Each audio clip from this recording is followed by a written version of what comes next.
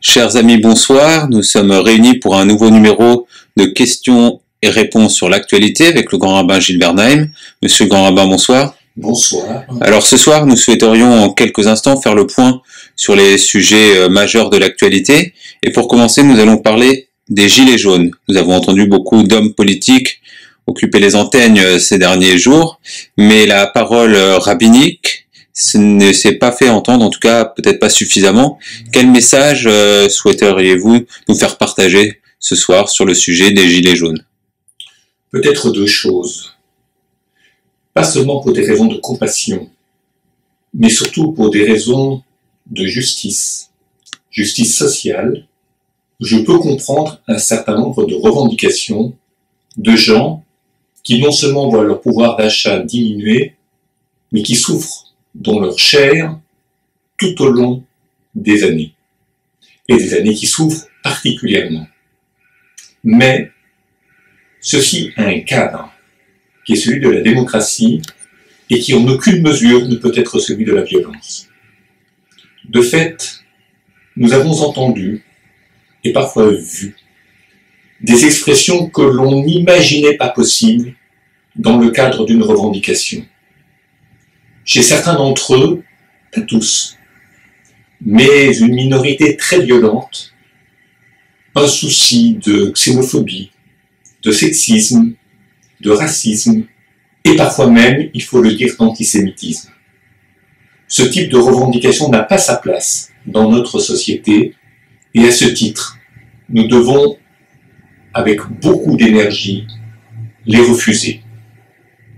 Pour ce qui concerne l'avenir, il y a une justice, il y a un gouvernement, il y a un cadre de négociation, et ce n'est pas par la violence, ni par l'exaspération que l'on fait avancer une société. Même si en un premier temps, quelques pas semblent aboutir, dans la durée, nous savons que l'exaspération conduit très souvent à la perte des valeurs importantes de notre société.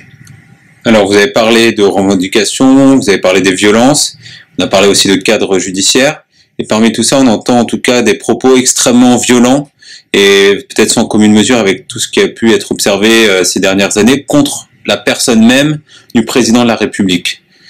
Sans parler maintenant simplement de sensibilité politique, ce n'est pas le sujet ici, mais qu'est-ce que vous pensez de ce climat très délétère contre la personne du président de la République?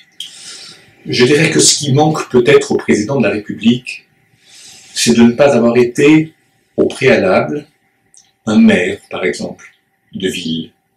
C'est-à-dire un homme qui n'a pas eu de mandat électif, qui n'a pas été au contact des gens, et qui, au-delà de son intelligence profonde, n'a pas l'habitude de discuter, de négocier, de combattre par les mots, et pas seulement par la puissance de l'esprit. De fait, cet homme est encore jeune, c'est peut-être sa jeunesse qui met en valeur ses insuffisances.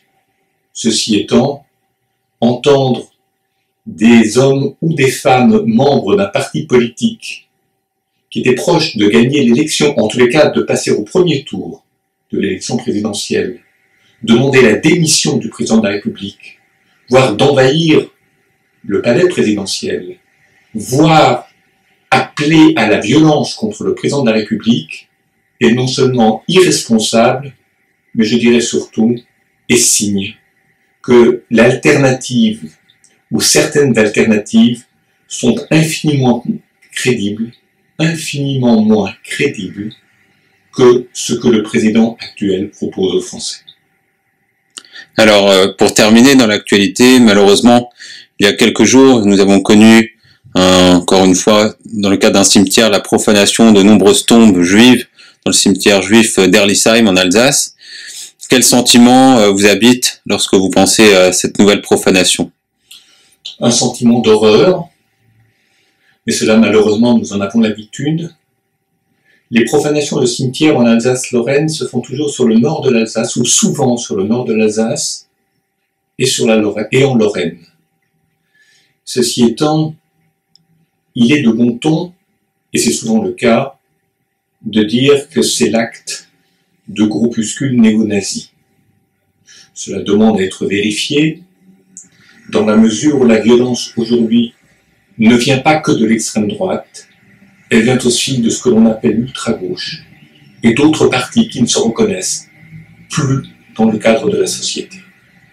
De ce fait, condamner est une chose, éduquer en est une autre, mais éduquer les gens qui ne lisent pas, qui n'écoutent pas, qui ne se reconnaissent pas dans le cadre culturel, dans le cadre démocratique de notre société, est non seulement difficile, mais souvent impossible, et de ce fait, inquiétant. Alors, pour clôturer cette émission, un petit message peut-être à quelques jours de Noël et le début de cette nouvelle année civile pour tous nos amis non-juifs et chrétiens qui nous font l'amitié de vous suivre au quotidien. Quel message souhaiteriez-vous leur faire passer en cette période de fête? Écoutez, la fête de Noël, pour beaucoup d'hommes et de femmes en France, n'est plus la fête où la crèche joue un rôle important, où Jésus joue un rôle important. C'est une fête pour les enfants, les cadeaux, la joie, la célébration, les retrouvailles familiales et des amis. C'est porteur de valeurs, à condition que ces valeurs soient accompagnées d'une éducation, d'une culture, d'une attention à ce que le respect de l'autre veut dire. Et je pense que dans l'esprit même, pour les non-juifs, de cette fête de Noël, ce qui est de l'ordre de l'enfance, ce qui est de l'ordre de la parole vraie, de la parole non ambiguë, mais d'une parole droite et directe, s'inscrit dans la droite ligne de ce que nous attendons pour la société française, à savoir des enfants bien éduqués, une transmission de valeurs anciennes et reformulées à chaque génération. Si ceci peut se faire, alors les cadeaux de Noël n'auront pas été inutiles. Le rassemblement des familles fera sens. Monsieur le Grand Rabbin, je vous remercie pour toutes ces explications et on se retrouve très bientôt pour un nouveau numéro de Questions d'actualité. Merci.